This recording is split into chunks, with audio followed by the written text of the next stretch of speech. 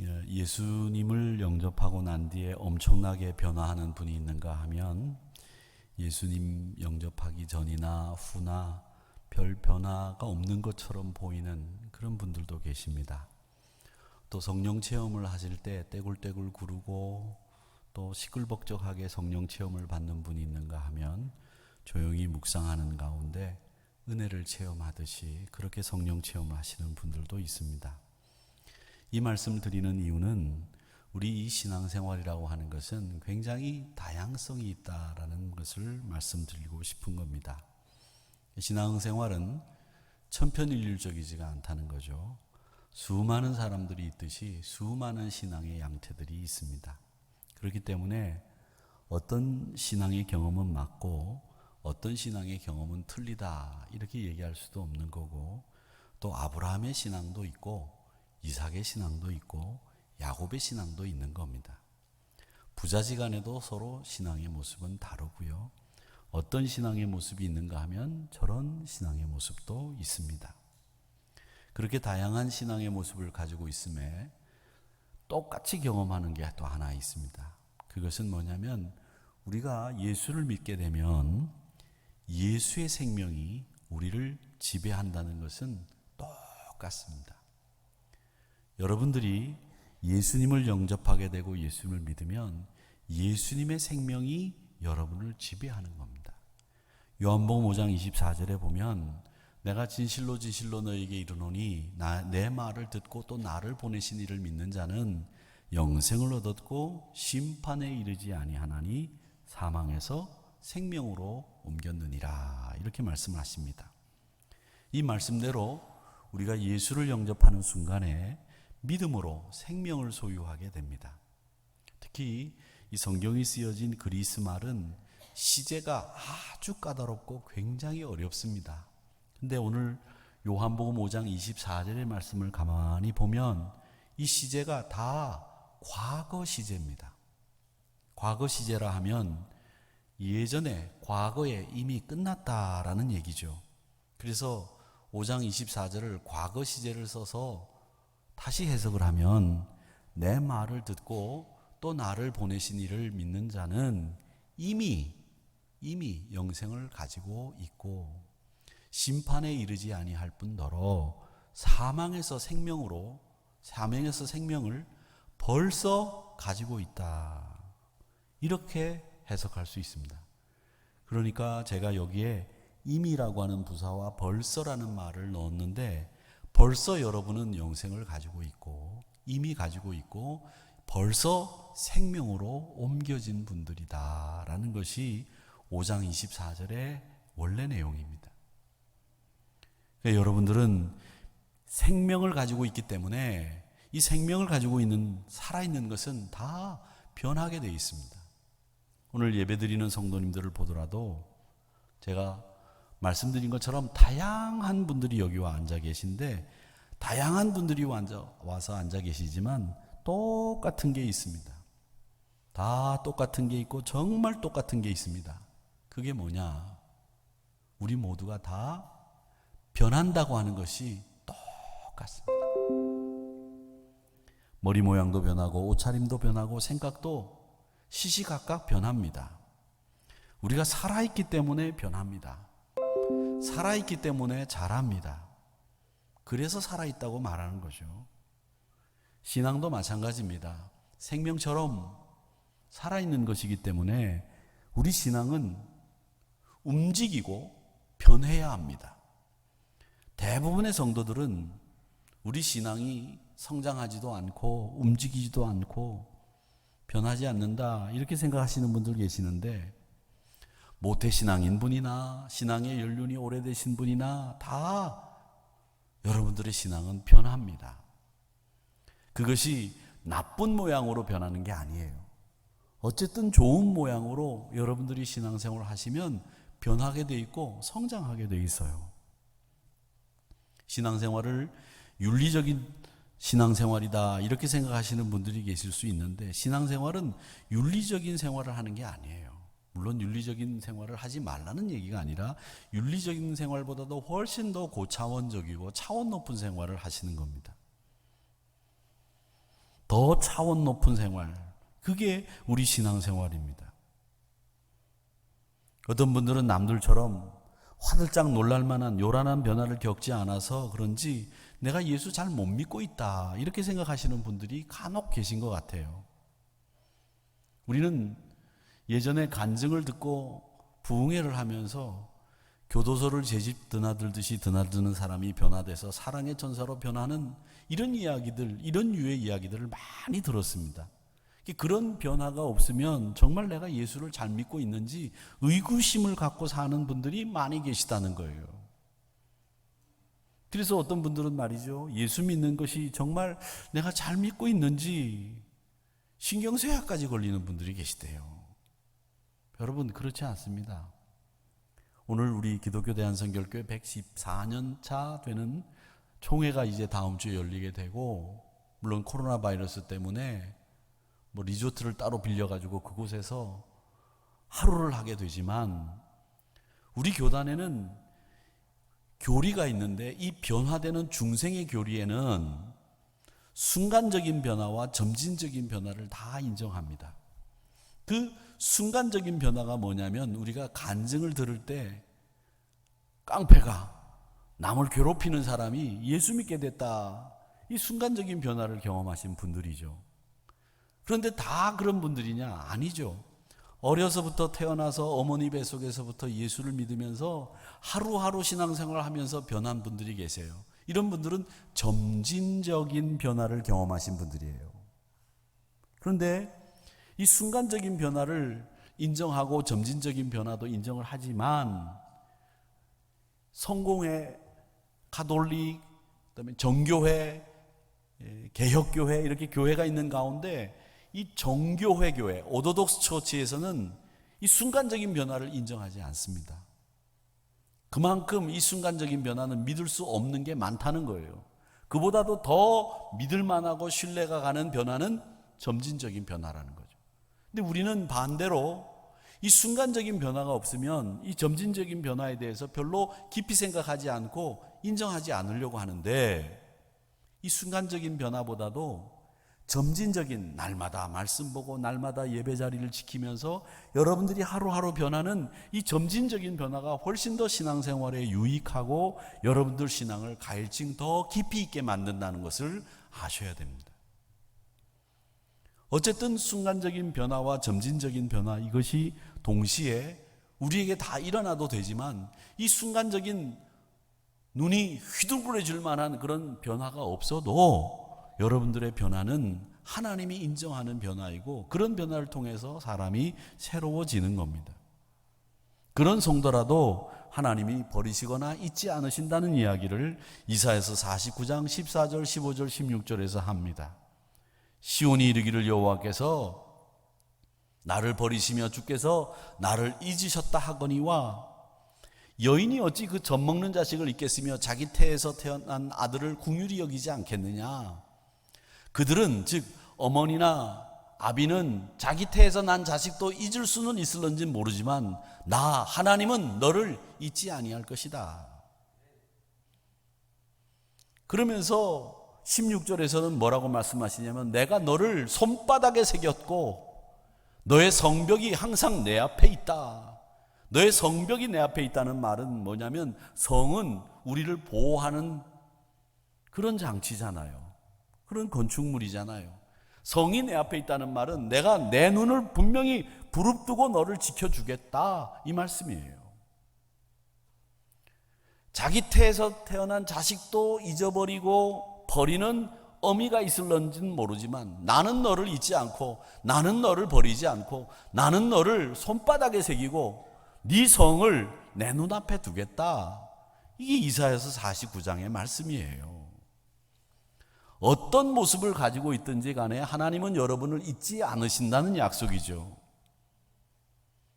신앙생활에 있어서 내가 점진적으로 변화가 되었던, 순간적으로 변화가 되었던 하나님의 자녀가 된 것이 중요한 것이지, 그 변화되는 과정은 별로 그렇게 썩 중요한 건 아니에요. 그런데 중요한 것은 또 하나 뭐냐면, 여러분들이 하나님의 자녀가 된 이후로는 계속 변화와 성장을 지금 하고 있다는 거예요. 생명이 변화와 성장이 있듯이 여러분들이 지금 예수 그리스도를 영접하고 난 뒤에 여러분들의 신앙은 어제와 오늘이 다르고 또 오늘과 내일이 다르듯 이렇게 변화하고 성장하게 되어 있다는 거예요.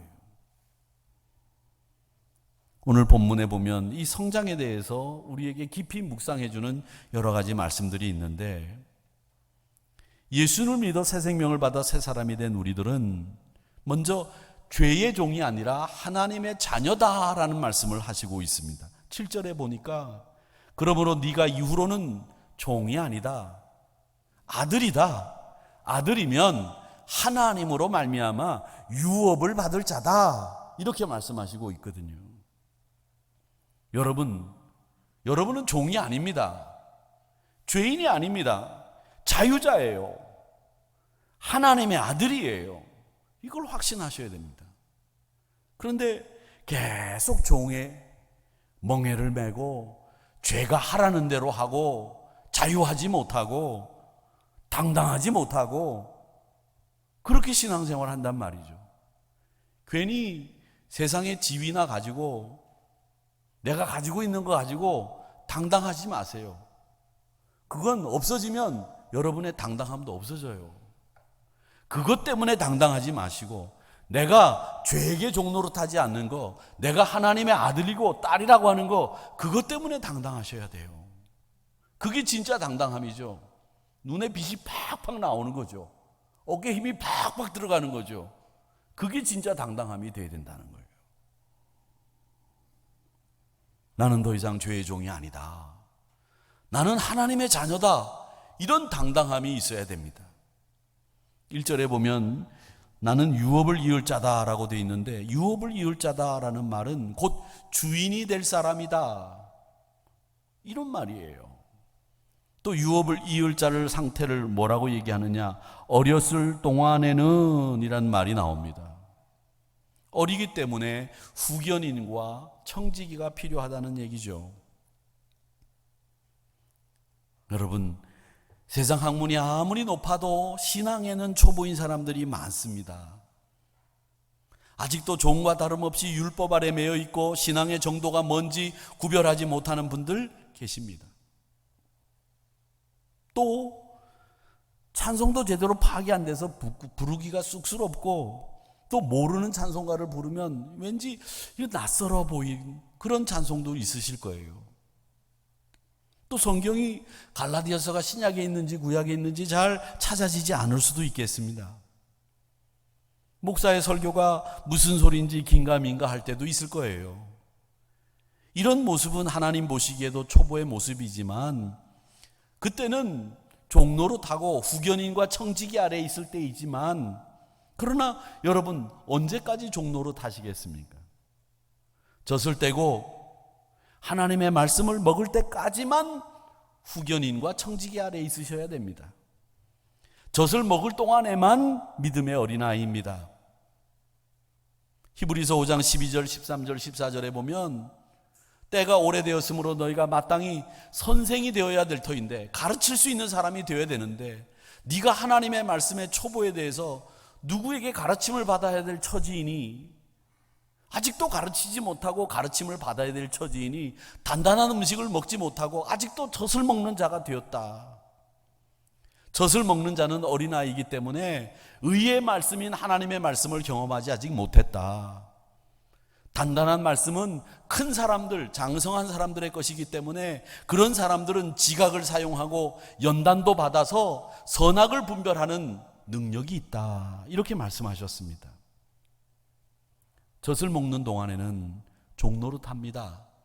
후견인과 청지기 아래에 있습니다. 그러나 그게 언제까지냐는 거죠. 이제는 자라야 되고 성장해야 된다는 거죠. 말씀의 양식을 듣고 자라야 됩니다. 그 말씀이 있는 곳을 사모해야 되고 예배 자리를 갈망해야 합니다.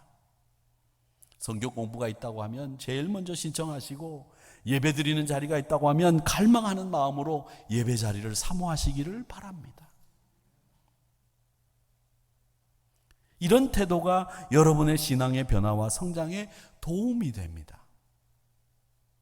변화와 성장, 쉬운 일이 아닌데, 저절로 되는 게 아닌데, 이 변화와 성장을 우리에게 잘 보여주는 모델이 있습니다. 그 모델이 어디냐 하면 베레아 교회라는 곳이 있어요. 성경에 보면 이렇게 잘 성장하고 우리에게 모범적인 사례를 보인 베레아 교회인데, 이 베레아가 데살로니가 옆에 있어요. 그리고 빌립보가 또 옆에 있죠. 이 빌립보는 유럽의 첫 관문이에요. 사도 바울이 아시아로 선교를 하러 가려고 하다가 꿈에 그리스 사람이 나타나가지고 우리를 전도하러 와달라, 그 마게도냐인이 보여서 바울 사도가 아시아로 전도하려고 했던 것을 마음을 바꿔서 첫 번째로 갔던 유럽의 첫 관문이 빌립보 교회예요. 그리고 그 빌립보 교회 옆에 데살로니가 교회가 있는데, 이 데살로니가 교회는 데살로니가 전후서를 받았던 교회죠. 근데 이 데살로니가라고 하는 이름은 여자 이름이에요. 알렉산더 대왕, 그 유명한 역사책에 나오는 알렉산더 대왕의 여동생, 이복 여동생 이름인데, 이름이 살로니가예요. 전쟁을 하고 있는데 알렉산더 대왕은 평생 전쟁터에서 살았던 사람 아닙니까? 전쟁터에서 소식을 들었어요. 이복 여동생이 죽었다. 그래가지고 애석해하는 마음으로 자기가 지금 정복한 그 땅 이름을 살로니가 이름을 붙이고 앞에 대자를 붙였어요. 존칭어. 그래서 데살로니가라고 이름을 지은 거예요. 근데 그 옆에 베레아라고 하는 곳이 있었는데, 사도행전 17장 11절 말씀에 보면 이 베레아에 있는 교인들을 뭐라고 얘기했느냐면, 베레아에 있는 사람들은 데살로니가에 있는 사람들보다 더 너그러워서 간절한 마음으로 말씀을 받고, 이것이 그러한가 하여 날마다 성경을 상고함으로, 이렇게 되어 있어요. 데살로니가 교인들하고 비교해 보니까 이 사람들은 말씀도 잘 안 받고 말이죠. 아주 별로 그렇게 말씀을 사모하지도 않아요. 그런데 베레아에 와서 복음을 전해 보니까 이 사람들은 말이죠, 너그러워서 아주 간절한 마음으로 말씀을 받고, 그 말씀이 정말인가 매일 말씀을 묵상하고 연구하더라, 그 얘기예요. 사도행전 17장 11절에 있는 말씀이. 그 너그럽다라는 말이 무슨 말이냐, 이 너그럽다라는 말이 말이죠, 하나님의 말씀을 잘 받는다는 말인데, 인격이 고결하고 숭고하다는 뜻이죠. 점잖은 사람이라는 거죠. 생각도 점잖고 행동도 점잖고 남의 의견을 존중해주고 남을 위해서 일할 수 있는 신사와 같은 사람이 바로 베레아 사람. 두 번째로 이 너그럽다라는 말은 하나님의 말씀을 말씀으로 푸는 자세를 가졌다는 얘기입니다. 하나님의 말씀은요, 하나님의 말씀으로 푸는 게 원칙이에요. 종교개혁가들이, 마틴 루터가, 위클리프가, 후스가 이 종교개혁을 하면서 가장 중요하게 생각했던 세 가지 대원칙이 뭡니까? 솔라 스크립처, 오직 말씀, 솔라 그라치아, 오직 은혜, 솔라 피데스, 오직 믿음. 이 세 가지를 가지고 종교개혁을 했는데, 그 중에 하나가 오직 말씀이에요. 그 오직 말씀이라고 하는 솔라 스크립처라고 하는 이 말은 무슨 말이냐면, 말씀은 말씀으로 푼다는 거예요. 이게 원칙이에요. 개혁교회는 이 종교개혁자들의 전통을 가지고 있기 때문에 종교개혁자들의 전통에 따라서 말씀은 말씀으로 푼다라고 하는 원칙을 지켜야 돼요. 그런데 민중신학자들은 하나님의 말씀을 막스의 계급투쟁론에 의해서 말씀을 풀어냅니다. 해방신학자들은 소외받은 사람들을 중심으로 말씀을 풀어내요. 물론 그 사람들을 긍휼의 마음으로 다가가서 도움을 줘야 되겠지만, 말씀은 말씀으로 푼다라고 하는 이 원칙에서 벗어나면 안 돼요. 말씀은 말씀이라고 하는 스펙트럼을 가지고 풀어내고 해석하고 수용하는 거예요. 받아들이는 거죠. 고린도전서 2장 6절 7절 말씀을 한번 보세요. 온전한 자들 중에서 지혜를 말하는 사람들이 있는데, 온전하다고 하는 사람들이 지혜를 말한단 말이에요. 그런데 그 지혜가 뭐냐? 세상의 지혜가 아니라는 거예요. 온전한 자들이 말하는 그 지혜는 세상의 지혜 아니야. 통치자의 지혜 아니야. 7절 말씀에 뭐라고 되어 있느냐? 은밀한 가운데 있는 하나님의 지혜를 말하는 것으로, 온전한 지혜는 하나님의 지혜라는 거예요. 세상의 지혜가 아니고 통치자의 지혜가 아니라는 거죠. 근데 그 지혜는 감추어졌던 것인데 하나님이 우리의 영광을 위해서 만세전에 미리 정하신 것, 그게 온전한 지혜라는 거예요. 여러분, 이 말씀은, 지혜라고 하는, 온전한 지혜라고 하는 이 말씀은요, 우리가 이야기하는 wisdom, 지혜 이 얘기를 하는 게 아니에요. 하나님의 말씀이 왜 지혜로우냐? 여러분 아셔야 돼요. 왜 하나님의 말씀이 지혜롭습니까? 왜 온전한 지혜입니까? 왜 하나님의 말씀이 지혜롭고 온전한 지혜를 갖고 있어요? 그 이유가 뭡니까? 하나님이 지혜롭고 완벽한 분이기 때문에 그가 하시는 말씀이 완벽하고 온전해요? 그 말도 일리는 있죠. 그런데 하나님의 말씀이 온전한 이유가 있어요. 그 이유가 뭐냐? 생명이 있기 때문에 그렇습니다. 하나님의 말씀에는 생명이 있는 거예요. 이 세상 어떤 지혜에도 없는 그 생명이 이 말씀 속에 담겨져 있어요. 그래서 이 말씀을 받을 때에는 여러분, 이 생명 있는 말씀을 받는다라는 자세로 말씀을 들으셔야 돼요. 데살로니가전서 2장 13절의 말씀을 보십시오. 우리가 하나님 앞에 끊임없이 감사함은 너희가 우리에게 들은 바 하나님의 말씀을 받을 때에 너희가, 사도 바울이 신라와 함께 2차 전도 여행을 하면서 데살로니가 교회에다 복음을 전했는데, 그 복음을 전할 때 니들이 하나님 말씀을 받을 때 어떻게 받았느냐? 사람의 말로 받지 않고 하나님의 말씀으로 받은 거 내가 정말 감사하다. 이 말씀이 너희 믿는 자 안에서 너희들 가운데 역사하고 있다. 하나님의 말씀으로 너희들이 내 말을 받는 순간에 너희 안에서 하나님이 일하시더라. 내가 그것 때문에 감사한다. 그 말씀이에요. 사랑하는 성도 여러분, 말씀을 받을 때에 그 말씀을 하나님의 말씀으로 받는 순간에 그 말씀이 여러분 안에서 일하시는 줄 믿습니다. 일하세요. 그래서 그 말씀을 사모하셔야 됩니다. 베드로전서 2장 2절에서 갓난 아이들 같이 순전하고 신령한 젖을 사모해라. 너희로 구원에 이르도록 자라게 하는 신령한 젖을 사모해라. 그렇게 말씀하고 있습니다. 이렇게 우리가 말씀을 사모하면서 시간을 보내다 보면 때가 되면 유업을 이을 자가 된다는 거죠. 아들의 명분을 회복할 때가 온다는 거죠. 어른이 되어 자기 생활을 갖게 된다고 말씀하고 있습니다. 4절 말씀해 보세요. 때가 참에 하나님이 그 아들을 보내사 여자에게서 나게 하시고 율법 아래 나게 하신 것은 때가 되니까 우리가 아들의 명분을 얻게 하셨다는 거죠. 율법 아래 있는 우리들을 속량하셨고 아들의 명분을 얻게 하셨고, 너희가 아들이기 때문에 그 아들의 영을 우리 마음 가운데 보내사 아빠 아버지라 부르게 하셨다. 우리가 어떻게 아들 됐느냐? 하나님이 아들을 삼아 주셨기 때문에 우리가 아들 된 거고 딸 된 거예요. 신학자들이 이것을 가르쳐서 양자 삼았다, 그렇게 얘기합니다. 로마서 8장 15절에 보면 너희는 다시 무서워하는 종의 영을 받지 아니하고 양자의 영을 받았으므로 우리가 아빠 아버지라고 부르짖느니라. 이 아빠라는 말이 한국말이겠어요? 어떤 말이죠? 아빠. 한국말 같죠? 한국말이죠? 한국말 아니에요. 근데 이 아람어예요. 아람어. 아빠. 아람어도 아빠를 아빠, 한국말도 아빠를 아빠 이렇게 부르는 거예요. 그럼 뭐 한국말이라고 해도 틀린 말이 아니죠. 똑같은 말이에요. 얼마나 신기하고 놀랍습니까? 예수님 당시에 쓰던 그 아람어라고 하는 말에도 아빠라고 불렀어요. 우리 한국에도 아빠라고 부릅니다. 똑같습니다. 우리가 양자됐다는 거죠.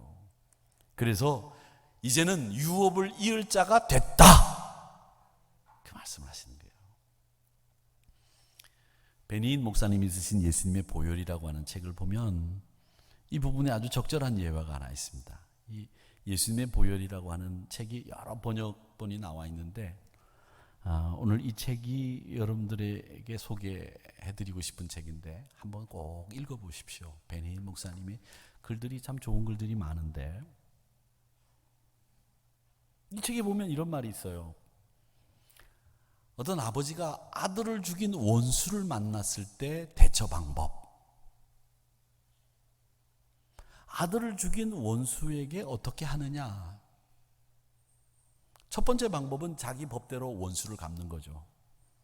요즘 우리가 흔히 영화에서 보듯, 중국 영화에서 보듯 우리 아버지를 죽이고 우리 아들을 죽이고 우리 딸을 납치하고 뭐 이런 사람들을 찾아가서 무력으로 아들을 찾아내고 딸을 살려내고 복수하고 이 자기 법대로 원수를 갚는 거예요. 이게 세상에 널리 퍼져 있는 방법이죠. 두 번째 방법은 뭐냐 하면 흔히 이야기하는 공동체 법에 맡겨가지고 처분을 기다리는 겁니다. 세상에 법이 있고 성경에도 율법이 있듯이 법대로 하는 거죠. 법대로 하자. 이 두 번째 방법이에요. 근데 이 베니인 목사님은 우리에게 뭘 얘기하느냐면 세 번째 방법을 우리 하나님이 쓰셨고 예수님도 쓰셨기 때문에 너희들이 써야 될 방법은 뭐냐면 하나님의 방법이라는 거예요. 그 하나님의 방법이 뭐냐? 내 아들을 죽인 원수를 도리어 양자 삼는 거죠. 이게 하나님의 방법이라는 거예요. 사랑의 원자탄이라고 불리웠던 손양원 목사님이 6.25 때 자기 아들을 죽인 그 사람을 양자 삼았듯이 그렇게 해야 된다는 거죠. 그게 쉬우냐? 안 쉬워요.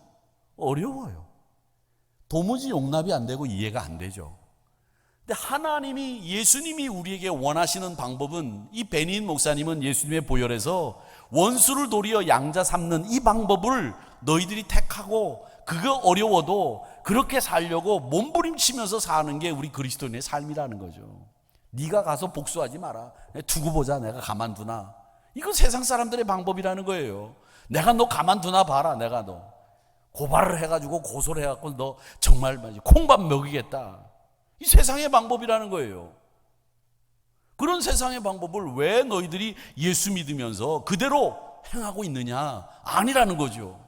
이제는 너희들이 써야 될 방법은 뭐냐? 원수마저도 양자 삼는 하나님의 방법. 그게 예수 믿는 사람들의 방법이야. 그게 예수님이 우리에게 보여주신 방법이니 어려워도 그렇게 해야지. 이게 예수님의 보혈에서 말씀하시는 양자 삼으신 예수님, 하나님의 방법이라는 거죠. 하나님의 원수였던 우리가 하나님의 자녀 됐습니다. 내가 하나님의 원수였어요. 그런데 하나님이 아들을 보내셔서 나를 양자 삼으셨어요. 이게 베니인 목사님이 얘기하시는 예수님의 보혈로 나를 양자 삼으셨으니, 원수된 나를 양자 삼으셨으니 너희도 그렇게 하라는 거예요. 그게 쉽겠냐? 안 쉬워. 어려워. 그래도 그 방법이 예수님이, 하나님이 우리에게 보여주신 방법이기 때문에 그 방법대로 살아야 된다는 거예요. 그렇게 될 때 자녀된 우리들이 이제는 청지기와 후견인 아래에 있지 않고 하나님의 아들이요 딸이 된다는 거죠. 그 하나님의 아들과 딸이 된 우리들에게 달라진 삶이 있는데 그게 뭐냐? 우리에게는 은혜와 진리가 있다는 거예요. 은혜와 진리. 한번 보세요, 말씀을. 요한복음 1장 14절의 말씀을 좀 먼저 띄워주세요. 예수님이 말씀이 육신이 되어 우리 가운데 거하심에 우리가 그의 영광을 보게 되었다. 아버지 독생자의 영광을 보게 되었고, 그 예수님에게 뭐가 충만하더라? 은혜와 진리가 충만하더라. 그게 바로 아들인 우리 그리스도인들의 삶의 모습에는 이 은혜와 진리의 충만함이 있어야 된다는 거죠. 이걸 한마디로 얘기하면 성령 충만한 생활, 이렇게 얘기하는 거예요. 은혜만 충만하다 그러면 그분은 뜨거울 거예요. 막 가까이 가면 막 열이 펄펄 날 거예요. 진리가 충만하다, 진리만 충만하면 어떨까? 그분은 냉정할 거예요. 좀 차가울 거예요. 그런데 이 두 은혜와 진리라고 하는 두 날개가 딱 공존하고 두 날개처럼 자리를 잡고 신앙생활을 하게 되면 한편으로는 뜨겁지만 한편으로는 냉철하고 선악을 분별하는 판단력도 있으면서 하나님의 은혜가 충만한 그런 생활을 하실 거라는 거죠. 이게 성령 충만, 성령의 지배를 받는 생활이라는 거고, 이게 예수님이 우리에게 오셨을 때 아버지의 영광을 보게 되면서 예수님의 삶이 은혜와 진리가 충만한 삶이었다는 거예요.